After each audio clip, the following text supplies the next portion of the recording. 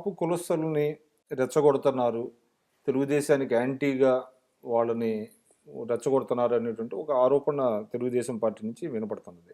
అంటే ముఖ్యంగా ముద్రగడ పద్మనాభం గారి వెనుక ఒక వైఎస్ఆర్సీపీ ఉందనేటువంటిది కూడా వాళ్ళ ఆరోపణ.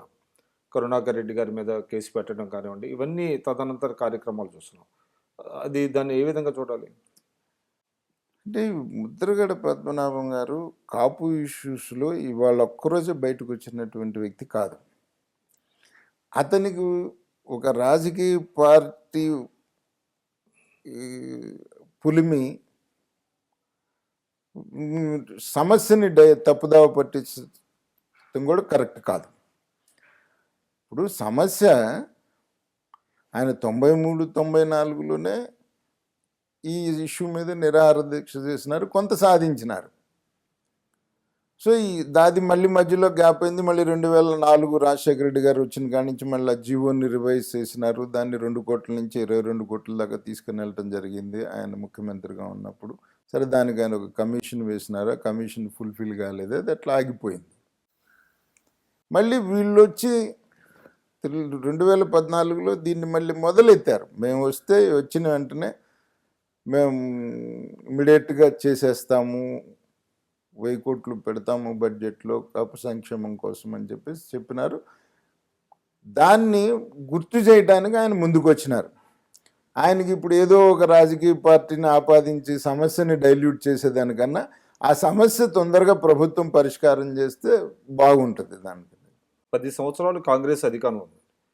అప్పుడు కూడా కాపులను బీసీలో చేరుస్తామనేటువంటి హామీ కాంగ్రెస్ పార్టీ ఇచ్చింది. కానీ వాళ్ళు ఏ కారణాలు ఏదైనా కూడా 10 సంవత్సరాలు చేయలేకపోయారు.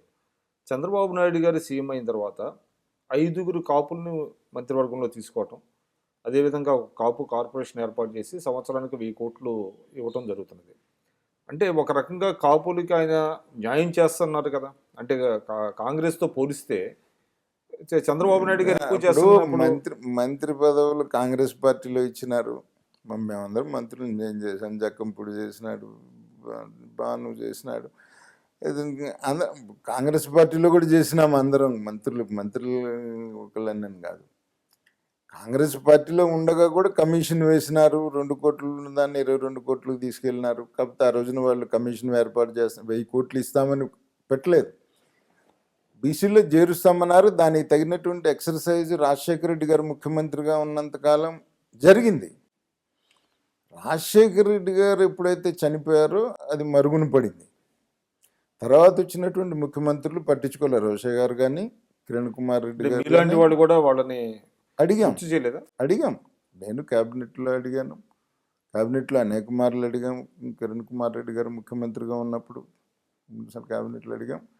రిలీజ్ చేస్తున్నామన్నారు కానీ దాటేశారు, పట్టించుకోలేదు. తర్వాత వీళ్ళు ఎలక్షన్ మేనిఫెస్టోలో పెట్టి అదొక ప్రధానాంశంగా ప్రజల్లోకి తీసుకెళ్లారు.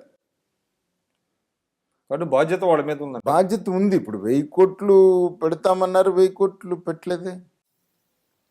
ఇప్పుడు 2.5 సంవత్సరాలు అయిపోయింది. ఈ సంవత్సరం మీద కొంత అది ముద్రగడ పద్మనాభం గారు యాజిటేషన్ చేసిన తర్వాత పెట్టింది కానీ అంతకుముందు పెట్టలేదుగా. ఈ కార్పొరేషన్ ఏర్పాటు చేసినా, కొంత ఫండ్స్ ఇచ్చినా, కొన్ని కార్యక్రమాలు చేపట్టినా, కమిషన్ వేశారు. అదే చెప్పేది. ఇప్పుడు ఆయన అడిగిన తర్వాత తప్ప అడగకముందు లేదుగా. మంజునాథ కమిషన్ ఏదైనా కావచ్చు. అసలు ప్రివియసైజేషన్ కమిషన్ ఉంది, మళ్ళీ కొత్త కమిషన్ అవసరంలే. సరే వేశారు, అనుకుందాం, వేశారు కాదు అంటలేదు. ఏదైనా తుని మీటింగ్ జరిగిన తర్వాతనైనా జరగకముందు వేశారా? ఇవన్నీ కూడా తుని ఇన్సిడెంట్ తర్వాత జరిగింది, అంతే కదా. డబ్బులు ఇచ్చినా అప్పుడే జరిగింది, అప్పటి నుంచే జరిగింది. కార్పొరేషన్ ఏర్పాటు చేసినా అప్పటి నుంచే జరిగింది, కమిషన్ వేసినా అప్పటి నుంచే జరిగింది. సో అతనికి ఈ రోజున ఒక రాజకీయ పార్టీ రంగు పులిమి అతన్ని ఏదో దోషిగా నించోబెడతానికి చేసే ప్రయత్నం కూడా కరెక్ట్ కాదు. కాంగ్రెస్ పార్టీయే వర్గ రాజకీయాలకి పెట్టింది పేరు. అంటే అందులోనూ మీరు దాదాపుగా నాకు తెలిసి మీరు శాసనసభ్యులుగా 1989లో ఎన్నికైన తర్వాత కూడా అప్పుడు పార్టీ అధికారంలోకి వచ్చినాక అనేక వర్గాలు ఉండేవి. అంటే చెన్నారెడ్డి గారి వర్గం, నేదురుమల్లి గారి వర్గం, రాజశేఖర రెడ్డి గారి వర్గం, కోట్ల విజయభాస్కర్ రెడ్డి గారి వర్గం అని. సో మీరు కూడా నేదురుమల్లి గారి వర్గంతో ఐడెంటిఫై అయినట్టు అనుకుంటారు ప్రజలు. అంటే నెదురుమల్లి గారి వర్గంతో ఐడెంటిఫై అవడానికి కారణం ఏంటంటే మొట్టమొదట కొద్ది గొప్ప రాజశేఖర రెడ్డి గారు అంటే అభిమానంగానే ఉండేవాడు.